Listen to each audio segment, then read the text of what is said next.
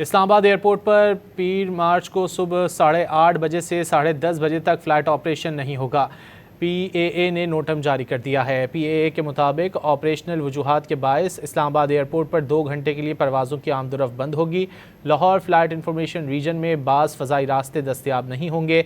मुमकिना holding और ताख़ीर के बायस airlines को इजाफ़ी ईंधन रखने की हिदायत कर दी गई।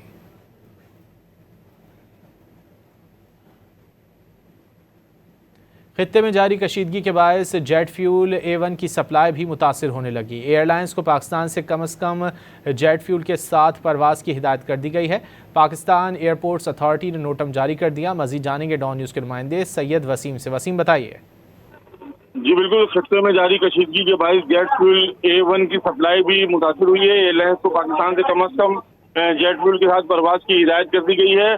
पाकिस्तान एयरपोर्ट अथॉरिटी की जानिब से नोटम जो है वो जारी कर दिया गया है। मुकामी एयरलाइंस को बैरून मुल्क से ज़्यादा जेट फ्यूल लेने की भी हिदायत की गई है। जेट फ्यूल सप्लाई से मुताल्लिक नोटम 31 मार्च तक नाफिजुल अमल रहेगा। बहुत शुक्रिया सैयद वसीम इन तफसीलात के लिए।